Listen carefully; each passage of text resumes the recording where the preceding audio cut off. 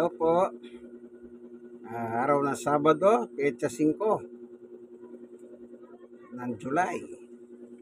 Nandito po tayo sa Barangay 96, Zone 8, District 1, Tondo, Manila.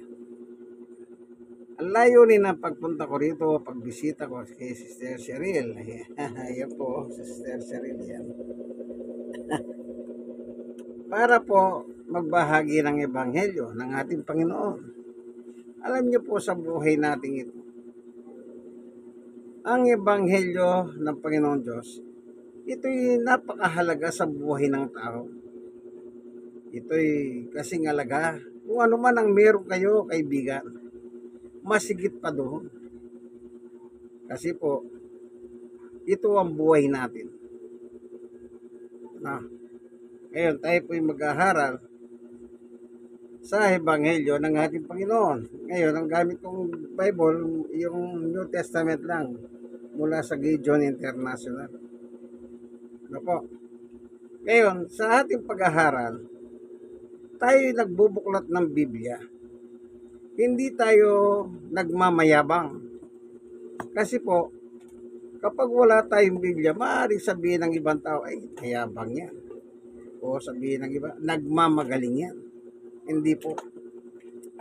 Gumagamit po tayo ng Biblia sa layunin, tayo po ay matama. Kasi po alam nyo, ang isang pananampalataya kailangan biblikal. Merong mga tao nagdideklara ang kanilang pananampalataya ay ango sa Biblia. Pero ang katotohanan, lihis sa Biblia ang ginagawa naman nila. Okay? Ngayon ang ating pong pag-aaralan yung pananampalataya.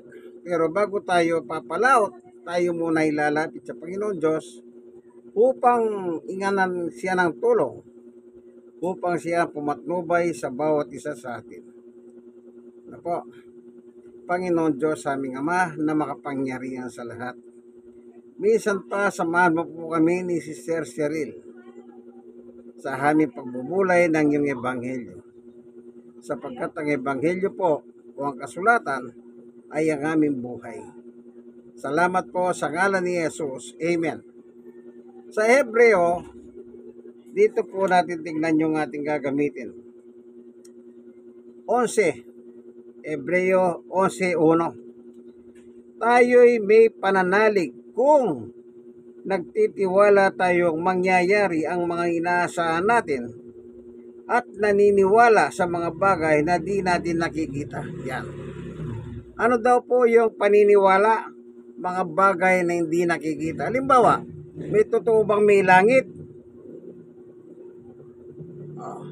Hindi natin nakikita yung langit. Pero, pag sinabi mong naniniwala ka, that is faith. Pag sinabi ng, naniniwala ka bang may Diyos? Yung mga pilosopo. Pag sinabi mo, oo, ang sunod na tanong, nakita mo ba ang Diyos?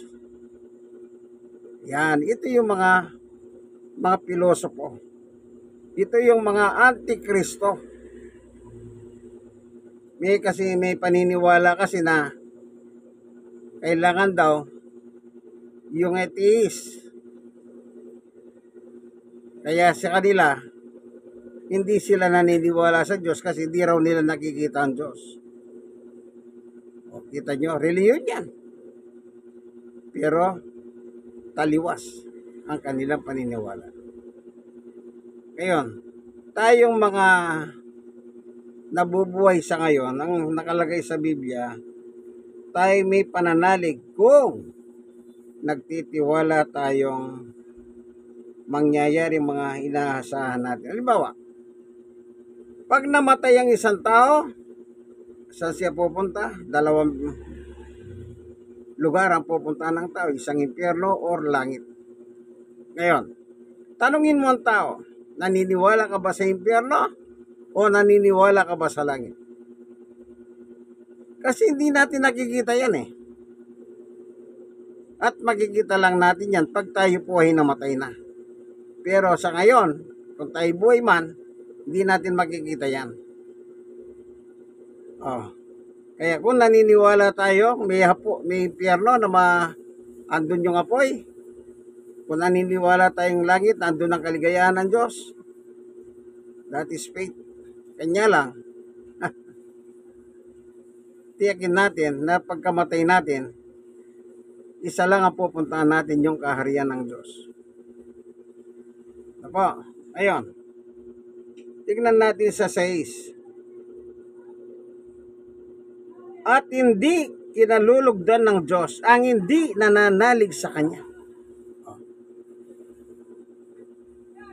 Halimbawa, may Diyos ba? Kagaya ng atheist, sasabihin niya, ay wala, hindi namin nakikita yan eh. So, yung mga grupo ng atheist ay hindi kinalulugdan ng Diyos. Pero kung sasabihin mo, ay naniniwala ako sa Diyos, malulugod ang Diyos sa iyo. Ngayon, kailangan yung paniwala mo sa Diyos, may kasamang aksyon yun, kaibigan. Tignan nyo po ang mga tao noong panahon ni Pablo. Sila po'y nagsisikap. Nagsisikap sila sa buhay nila. Na malugod ang Diyos sa kanila. Pero anong nangyari? Bakit? Anong nangyari? Tignan natin yung paliwanag ni Pablo. Ito po. Sa Roma 10:1. Mga kapatid, ang marudog kong dalangin o nais at dalangin sa Diyos ay maligtas sila. Nandun ang panalangin niya sa Diyos. Nandun ang maligtas sila. Yun sila, mga tao po yun. Tingnan natin, bakit nananalangin si Pablo sa panahon niya na itong mga taong ito na idinadasal niya sa Diyos na sana magkamit sila ng kaligtasan. Kasi po, pag hindi sila magkamit ng kaligtasan, ang patutunguhan nila ay impyerno. Kasi pag sinabing ligtas, ang patutunguhan mo, kalangitan ng Diyos, kung saan ang Diyos naroon.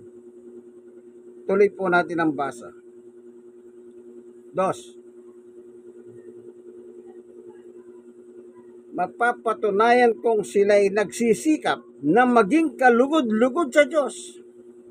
Subalit, mali ang kanilang batayan. Kita nyo po. Nagsisikap ang mga taong ito para malugod ang Diyos sa kanila. Pero, anong sabi ni Pablo? Mali ang kanilang batayan. Tuloy natin sa 3. Sapagkat hindi nila nakilala ang pagpapawalang sala na kaloob ng Diyos at nagsikap silang magtayo ng sarili nilang pamamarahan sa halip na sundin ang pamamarahan ng Diyos. Ayun. Marami pong reliyon ngayon dito sa buong mundo, especially dito sa ating bansa na lang, dito sa Manila. Sa dami ng reliyon po, nagkakasalo-salubong na lang kami kuminsan sa dahan. Nagkakabatian na lang kami. Anong sabi ni Pablo? Tingnan natin yung sabi ni Pablo. Nagsisikap silang magtayo ng sarili nilang pamamarahan. Imbis na pamamarahan ng Diyos sa sundin. Parang ganito po. Ang tamang reliyon ay nagtuturo ng tama. Ang tamang reliyon nagtuturo ng ango sa Biblia. Pero may mga reliyon po, nagbabasa ng Biblia, iba ang kanilang interpretasyon. Kaya ang ginagawa nila, yung sarili nilang pamamarahan, hindi na po yung pamamarahan ng Diyos. Ganon po ang nangyari dito sa sinasabi ni Pablo. Nagsisikap sila, sabi niya, pero mali ang kanilang batayan. Ganon din po sa ating panahon. Bibigyan ko kayo ng halimbawa. May mga reliyon na nagsasabi, si Satanas at Jesus magkapatid eh. Kita nyo po yan. Bagamat sa Biblia may Jesus, may Satanas na nababasa. Pero wala pong mababasa na magkapatid po si Jesus at si Satanas. Ah. Yan ba'y nakakalugod sa Diyos? Hindi po. Yan ba'y may reliyon sila? Meron. Nagsisikap ba sila maging kalugod-lugod sa Diyos? Opo. Pero in reality, hindi sila kalugod-lugod sa Diyos. Saan ka nakakita? Si Satanas at saka si Jesus, ginawa mo magkapatid. Oh. At ano pa sinasabi nila? Si Jesus daw matakaw sa alak. Kita nyo po. Wala pong ganyan. O, ano pa ba yung mga reliyon? Pag sinabi ng Diyos, naniniwala sila. Pag sinabi ng Diyos patungkol sa kanyang anak, hindi sila naniniwala. O, kita nyo po. Iba yung... Kasi alam nyo po, kung naniniwala ka sa Diyos, maniwala ka rin sa salita ng Diyos patungkol kay Jesus. Tingnan natin yung salita ng Diyos patungkol kay Jesus. Kung sino si Jesus sa panahon na yun na nagtanong siya. Kunin lang natin yung buhod. Ano yung nakalagay doon? Ito. Dito po sa 16 ng Mateo, verse 15. Ang sabi ni Jesus sa mga apostol, sila Pedro. Sabi ni Jesus, kayo naman, ano ang sabi ninyo? Sino ako? Maliwanag ang tanong ni Jesus, sino ako? Ito sagot ni Pedro. Sumagot si Simon Pedro, yon. Kayo po ang Kristo, ang anak ng Diyos na buhay. Sinabi ni Pedro, ikaw ang Kristo. Ibig sabihin ng Kristo, tagapagligtas o Mesiyas. Maliwanag po, sabi ni Pedro. Ngayon, mas lalo pong niliwanag ni Jesus yung sagot ni Pedro. Tingnan natin ano. Sinabi sa kanya ni Jesus, ito na po, pagliliwanag ni Jesus sa sagot ni Pedro. Mapalad ka, Simon na anak ni Jonas. Si Pedro po tinutukoy dito, si Simon. Sapagkat ang katotohanan ito'y, ang alinang totoo, ikaw ang Kristo, ang anak ng Diyos na buhay. Yun ang tinutukoy ni Jesus. Sapagkat ang katotohanan ito'y, hindi inihayag sa iyo ng sino mang tao, kundi ng aking Ama nasa langit.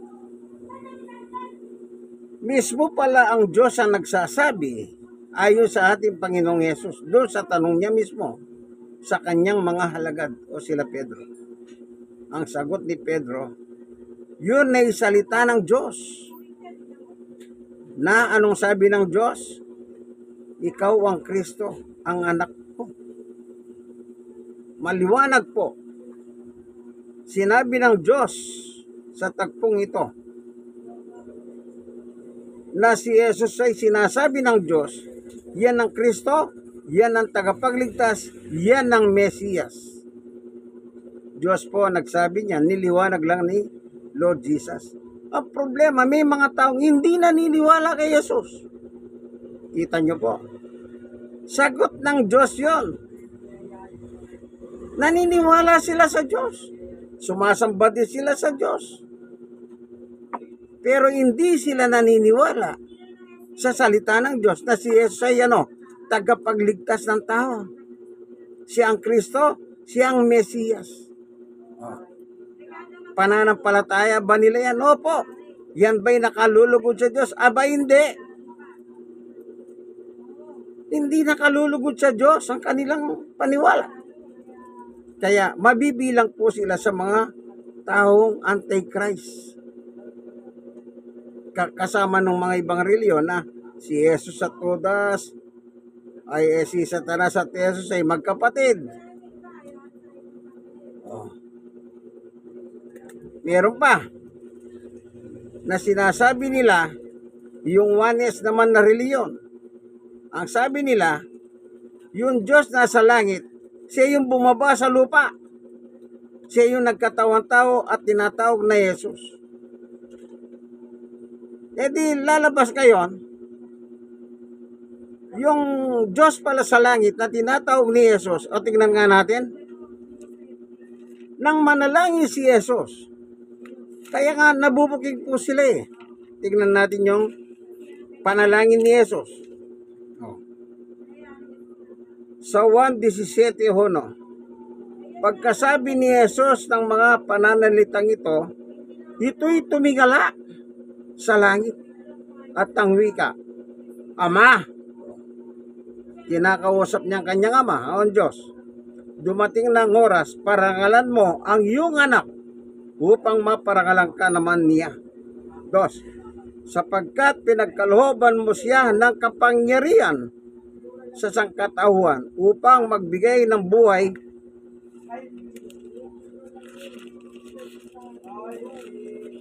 na walang hanggan sa lahat ng ibigay mo sa kanya. 3. Ito ang buhay na walang hanggan, ang kilalaning kanila ang isa at tunay na Diyos at si Jesus na iyong sinugo. 4. Inihayag ko ito rito sa lupa, ang iyong karangalan, matapos ko na marinig ang ipinagagawa mo sa akin. 5. Kaya Ama, ipagkaloob mo sa akin ngayon ang karangalan taglay ko sa piling mo bago pa likahin ang sanlibutan. Si Jesus may kausap ang kanyang ama sa langit. Naalala niyo po yung Lord's Prayer? Yung ama namin? Sister Cheryl, alam mo ba yung kantang ama namin? Gusto mo bang kantahin? Iano kita, kakantahin mo ha? Oo. O, kantahin mo.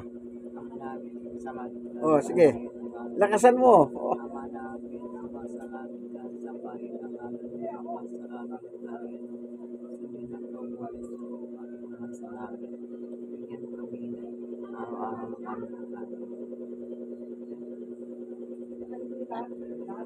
At patawarin. Patawarin po sa amin. Gaya ng Gaya na nagpapatawas sa mga nakasan sa amin. Huwag kami kayo tutusok at iba yung pagkasan sa masalahan. yan. Kita nyo po, kabisado ni Sister Sir. Alam niyo yung ama namin, napaka-popular po niya. Ultimo bata, kabisado yun. Kasi pag nag-aaral ka nung araw, may mga madre pumupunta sa eskwela, yan ang tinuturo nila. Yung ama namin.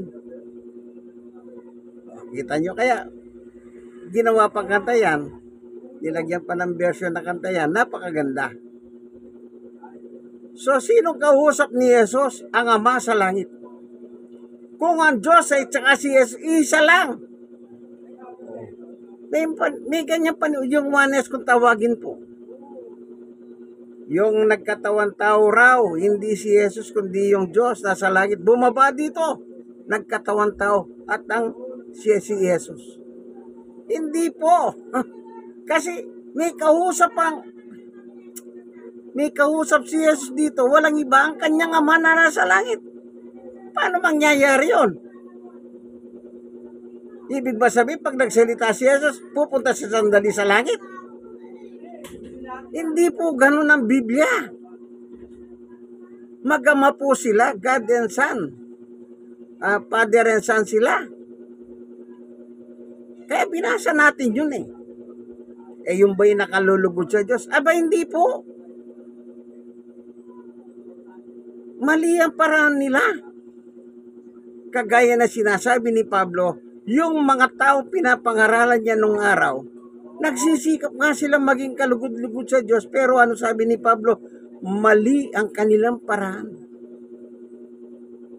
Kapag mali po ang paraan na ginagawa mo sa iyong religion, kaibigan, hindi malulugod ang Diyos sa iyo. O meron pa. O babasahin ko pa. Eto. Balikan natin yung 17:3. 1:17:3. Pero tayo babalikan dito. Ito ang buhay na walang hanggan, ang kilalaning kanila, ang isa at tunay na Diyos, at si Jesus na iyong sinugo. So, dalawa ang tinutukoy dito ha. Ang Diyos at si Jesus. Tinawag ang Diyos ng tunay na Diyos ha. Tingnan naman natin dito sa unang 1. Patungkol naman kay Jesus. Kailangan dalawa makilala mo. Ito naman. Unang 1, para hindi tayo malito, hindi tayo maguluhan po. Kailangan biblical tayo. Ito. Unang 1:5-20. At nalalaman naming naparito ang anak ng Diyos. O sino yung anak ng Diyos? Si Jesus. At binigyan niya tayo ng pangunawa upang makilala natin ang tunay na Diyos. At tayo nasa tunay na Diyos sa kanyang anak na si Yesu Kristo. Ito ang tunay na Diyos at buhay na walang hanggan. Kung ang Diyos po tinatawag na tunay na Diyos, si Jesus din po ang sabi ni Juan, tunay na Diyos yan. Pagkatapos kukontrahin mo itong isang ito, yung sa 1:17-3, hindi mo kukontrahin, pero yung unang 1:5-20, na isa lang ang sumulat, si Juan. Hindi mo siya paniniwalaan dito. Puputulin mo yung sulat niya, ikukunik mo ngayon doon sa 17:3. Hindi ganun ang Biblia. Kaya pinakikilala ni Juan na dalawa. Merong Diyos, merong anak. Kung ang Diyos po, tunay na Diyos, ang anak din po, tunay na Diyos. Kasi nga po, anak siya ng tunay na Diyos. Magkatulad po silang magama. Ang difference lang nila, yung Diyos Ama, yung anak ng Diyos. Wag po tayong gagawang sarili natin pamamaraan. Baka matulad po tayo sa sinabi ni Pablo. Gusto nilang malugod ang Diyos sa kanila, pero mali ang kanilang pamamaraan. Wag po.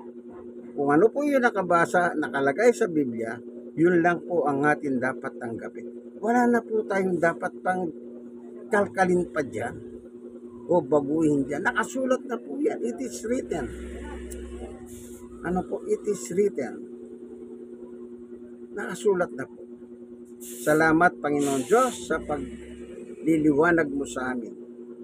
Sa katunayan ng tamang pananampalataya. Na kung ang ikaw po tinatawag na tunay na Diyos, maging ang iyong anak man ay tinatawag na Diyos ayon sa kasulatan. Salamat po, Panginoon Diyos. Pagpalain mo po ang bawat isa na nanonood ng video ito. Kung hindi man po sila hayon pa sa iyo ang kanilang pananampalataya, baguhin mo po sila. Ikaw lang ang pwede magpabago at wala pong iba. Ito po ang aming kahilingan sa ngalan ni Jesus. Amen. Kaibigan, like, i-share, at kayong mga nasharean, i-share nyo po sa iba. Maganda po yun, mag-share kayo sa iba. At mag-subscribe po kayo. God bless us all. Bye-bye. Ito po inyong kaibigan kay Jesus, Brother Manny Bautista. Siya naman po si Sister Cheryl. Kaway-kaway, Sister Cheryl. Ayan. Ano po, baka akala nyo wala akong kasama. Meron po. Nasa barangay 96 tayo. Dito sa loob ng tahanan o tindahan ni Sister Cheryl. God bless us all po. Bye-bye.